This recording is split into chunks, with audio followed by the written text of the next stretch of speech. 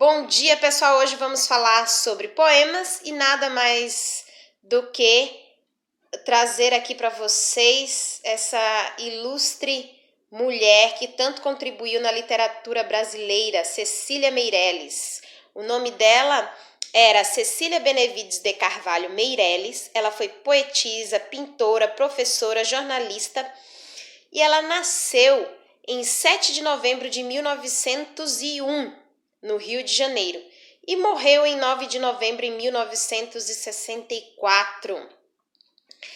Além de ser poetisa, jornalista, professora, ela foi tudo isso em um tempo em que as mulheres não tinham tanto o direito, na verdade não tinham o direito de estudar. Eram raros os casos das mulheres que conseguiam estudar.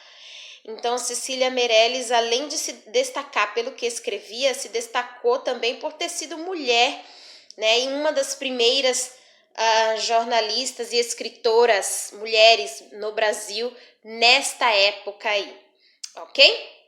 Bom, para começar, eu quero começar com um poema. Já que vamos falar de poema, temos que ler poema, né? Bem legal isso aqui, esse poema eu li muito na minha infância porque eu me divertia e eu quero compartilhar com vocês. O mosquito escreve. O mosquito pernilongo trança as pernas, faz um M. Depois treme, treme, faz um O, bastante oblongo, faz um S. O mosquito sobe e desce, com artes que ninguém vê. Faz um Q, faz um U e faz um I. Esse mosquito esquisito cruza as patas, faz um T. E aí se arredonda e faz outro O, mais bonito. Oh, já não é analfabeto esse inseto, pois sabe escrever o seu próprio nome. Mas depois vai procurar alguém que possa picar, pois escrever cansa, não é criança, e ele está com muita fome. Espero que vocês tenham gostado deste poema, e agora nós vamos falar o que é poema. Poema é um gênero textual, ou seja, é um tipo de texto, tá? Prof, qual é a diferença de poesia e poema? Poesia é tudo aquilo que envolve o sentimento, a arte. Então, a música é poesia, o poema é poesia, tá? Mas quando eu me refiro a esse tipo de texto especificamente, eu chamo de poema. O poema ele é um tipo de texto que ele vai usar as palavras, ele vai usar a escrita para a gente falar sobre qualquer assunto pode ser falado. Mas quando se fala em poema, ele tem uma estrutura própria, tá? Tem características próprias que é só do poema. Você já viu alguma história, algum conto de fada ser escrito assim? Não, porque contos de fada é um outro tipo de texto com outras características. O poema, de maneira simples, para que vocês possam entender, o poema ele é feito assim, ó, ele é escrito em colunas, como se fosse colunas, né? Nós temos aqui o título e nós temos os versos. Prof, o que são os versos? Cada linha escrita do poema, tá? Aqui é um verso, aqui é outro verso, outro verso, outro verso, outro verso. Cada linha escrita do poema é um verso, tá? É esse nome que a língua portuguesa dá para esse tipo de texto. É interessante perceber que uma crônica vai ter versos? Não. Quando eu falo em verso, eu já estou me referindo à estrutura do poema especificamente. Então, nessa primeira parte aqui do poema, quantos versos tem? Um, dois, três, quatro, 5 versos, ok? Peguei um poema simples para que vocês possam entender, com uma linguagem também clara, para que vocês consigam entender. Isso é verso, ponto. Não tenho que ficar inventando. E quando eu falo em verso, eu estou me referindo especificamente ao tipo de texto poema, tá? São essas linhas aqui, ó. 1 verso, 2 versos, 3 versos, 4 versos, 5 versos, ok? Segunda característica do poema é que o poema ele vai ser em bloco, né, organizado assim em bloco como fosse uma coluna, né, uma coluna, e em pedacinhos. Olha só que espaço, né? Que espaço grande aqui, ó, desse daqui, ó. Não sei se vocês estão vendo, para esse daqui, olha. Lembra que a prof fala assim: "Ah, num texto não se pula linha". Olha aqui o espaço de 2 dedos, de um pedaço para outro, porque parece que é uma coluna que está em pedacinhos, né? Então, isso se chama estrofes. Quando vai se escrever um poema, você tem que deixar esse espaço. Por quê? Porque a estrofe, ela é o conjunto desses versos. Olha só, eu tenho aqui uma estrofe. O que é a estrofe? É o conjunto desses versos aqui. 5 versos, 5 linhas escritas do poema, fechou uma estrofe. Ok? E o interessante é que no poema, de uma estrofe para outra, tem que ser deixado um espaço visivelmente, que dê para perceber que ali há um espaço, ok? Então, quando vocês forem escrever um poema no teu caderno, você pode sim pular linha, tem que pular linha, porque para o poema isso é possível. Você não pode pular linha quando você estiver escrevendo uma crônica, um conto de fada, mas poema sim, tá bom? Então, nós temos aqui uma estrofe. Aqui, olha só, tá vendo? Nós temos a segunda estrofe, o segundo pedaço. Tá vendo que ela tá com espaços aqui, ó? E quando terminou essa estrofe para começar outra estrofe, também tem espaço. Então, só aqui no começo, nós temos 1, 2, 3 estrofes. Olha só. E aqui vem as próximas estrofes. Olha. Quarta estrofe. Prof, mas só tem 2 versos. É uma estrofe. Olha aqui o espaço, ó. Tá vendo? Tá indicando que esse pedacinho aqui é estrofe. Então, a estrofe são esses pedacinhos aqui, ó. Parecendo que que são fatias de texto, né? Digamos assim. Para vocês entenderem. Então, nós temos a quarta estrofe, a quinta estrofe e a sexta estrofe. Outra questão são as rimas. O que são as rimas, prof? As rimas são palavras que tem na estrofe com sons parecidos. Por exemplo, o mosquito pernilongo trança as pernas, faz um M. Treme, treme, treme. Quem que tá rimando? O M com treme. Olha o som no final como é parecido. Pernilongo aqui em cima está rimando com oblongo. Ongo, olha só como termina com as mesmas letras. Ongo, ongo, e tem o som igual. Então, isso é rima. O poema ele pode ter rima sim ou não. Tem poema que não tem rima? Tem, tá? Mas o poema ele tem que ter esse ritmo, esse cuidado de ser agradável aos ouvidos, tá, pessoal? O mosquito sobe e desce, com artes que ninguém vê. Faz um quê? Então, o V tá rimando com o quê aqui. Então, a rima geralmente é assim, ó.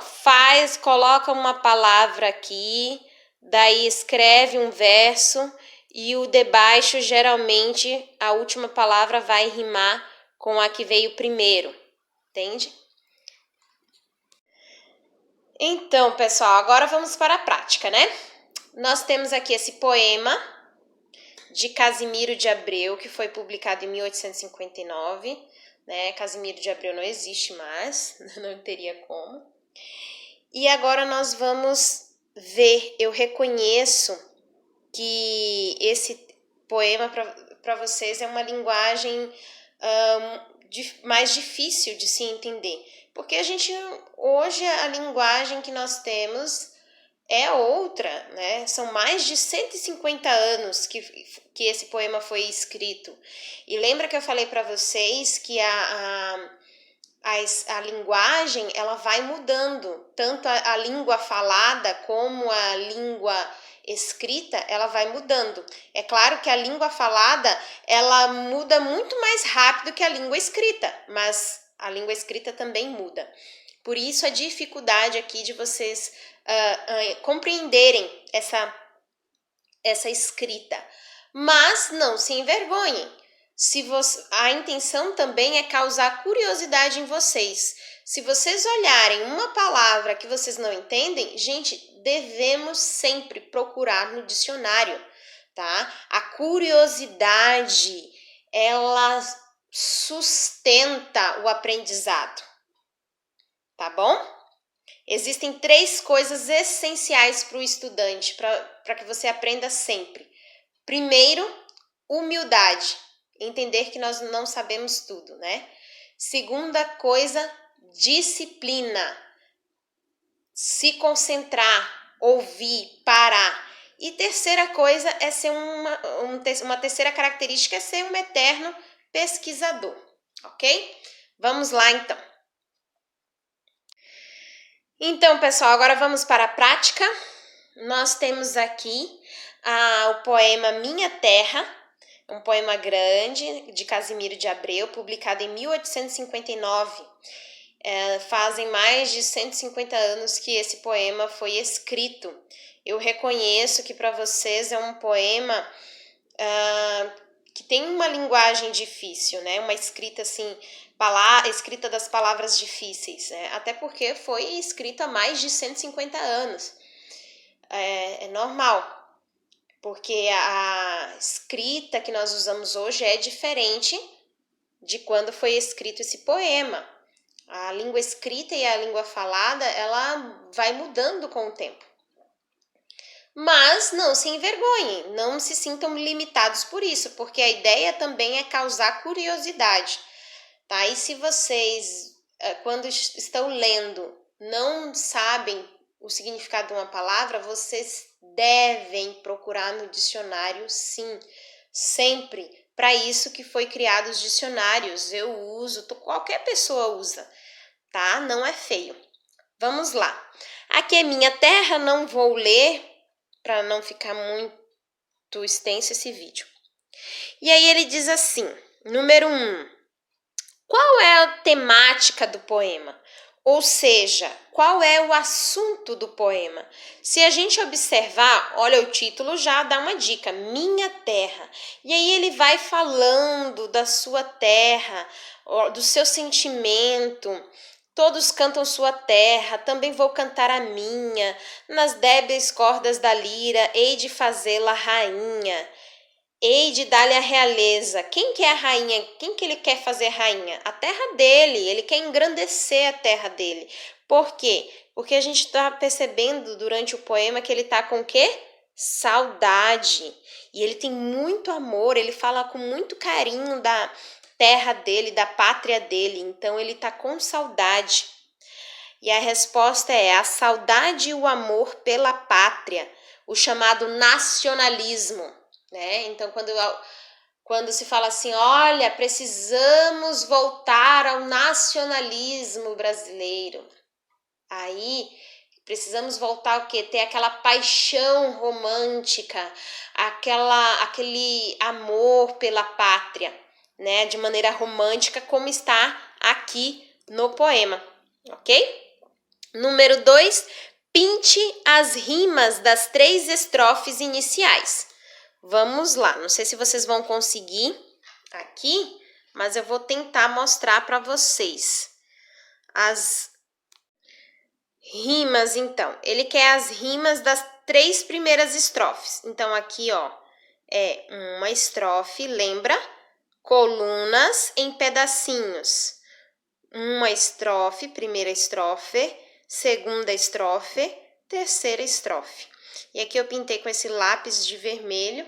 E aí, acompanhem na apostila de vocês. Isso aqui é a correção da atividade que é para ser acompanhada. Vai lá. Ó, todos cantam sua terra. Também vou cantar a minha nas débeis cordas da lira, hei de fazê-la rainha. Opa, tá rimando. Minha rainha. Palavras diferentes com sons parecidos. Minha rima com rainha. Hei de dar-lhe realeza nesse trono de beleza. Aqui também está rimando, ó. Realeza, beleza, som muito parecido, na verdade igual, né? Natureza também está rimando aqui com beleza. Tinha, tá rimando com rainha. Aí na segunda estrofe, anil rima com Brasil. Amores rima com flores. Palavras diferentes, mas sons parecidos ou iguais. Abril, esse último verso aqui, ó, abril, rima com Brasil. E a terceira estrofe, Natal, rima com mortal. Natal, mortal. Encantada, rima com fada. Invejada, também estão rimando. Encantada, fada, invejada, são sons parecidos que rimam. Igual, está rimando com mortal, ok? Então, essas são as rimas aí na questão número 2. A qual terra o ator se refere? Ao Brasil, né? Ali ele mesmo aqui no poema coloca Brasil. Então, ele está se referindo ao nosso país, o Brasil, que também era país dele, né? Então, as rimas, né? Vamos lá. Eu já me adiantei aqui para mostrar para vocês as palavras, ó. Minha rima com rainha. Olha só o som parecido. Realeza rima com beleza. Natureza está rimando com beleza. E tinha rima com minha. Então, você vai ver os sons parecidos ou iguais. Aqui na segunda estrofe, lembra o pedacinho? Poema, ele é organizado como se fossem colunas. E cada linha escrita são os versos. E o conjunto desses versos são as estrofes. Então, aqui é a primeira estrofe. Aqui é a segunda estrofe. De uma estrofe para outra estrofe tem que ter sempre um espaço, tá? Vamos lá. Anil rima com Brasil. Amores rima com flores. Aqui tem amores de novo, que rima com flores também. Abril, que rima com anil. Natal rima com mortal. Encantada, fada e invejada estão rimando, porque tem sons parecidos. E igual rima com Natal e mortal também, ok?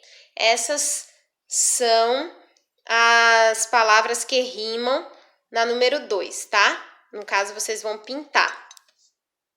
Bom, a que terra o autor se refere? Ao Brasil. Olha só na estrofe, aqui na segunda estrofe ele fala, ó, Brasil, né? Ele já diz o nome do país, do nosso país, que também era o país dele. Então, na número 4, diz assim, há no poema uma referência, ou seja, a que ele se refere, né? a elementos da natureza, ou seja, ele vai mencionar, ele vai falar sobre elementos da natureza, da flora ou da fauna. Na verdade é uma pergunta, né? Tá perguntando pra gente se no poema fala algo sobre elementos da natureza, sobre as flores, sobre a questão dos animais, enfim, dessas características da natureza. Aí a gente tem que saber sim ou não. E em quais estrofes? Aí a gente volta também lá no poema para reler, tem que reler muito, gente. E ver. Então, olha só, vamos ver. Todos cantam sua terra, também vou cantar a minha, na débeis cordas da lira. Hei de fazê-la rainha, hei de dar-lhe a realeza, nesse trono de beleza, em que a mão da natureza esmerou-se enquanto tinha. Então, a gente aqui vê uma referência na primeira estrofe sobre a natureza. Aqui, na segunda também, correi para as bandas do sul, debaixo de um céu anil. Ó, são características, elementos da natureza, o céu. Encontrareis os gigantes, Santa Cruz, hoje Brasil. É uma terra de amores, alcatifada de flores. Olha só, flores também. Então, resumindo, vocês vão ler e vão perceber coisas relacionadas à natureza na primeira estrofe, segunda estrofe, terceira estrofe, quarta estrofe, na oitava estrofe e na nona estrofe, tá bom? Então, coloquem aí. O autor faz referência à natureza? Sim. E aqui está a resposta, sim. Na primeira, segunda, terceira, quarta, oitava e nona estrofe. Releia os versos, aqui vocês, terão que reler. E o que significa terra de Tupã?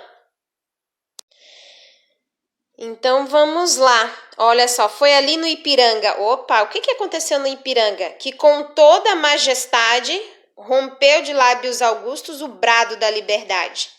O que isso faz vocês pensarem, gente? O quê? Esses versos se referem à independência do Brasil de Portugal. Lembra do nosso hino nacional? Ouviram do Ipiranga as margens plácidas, né? De um povo heróico, brado retumbante.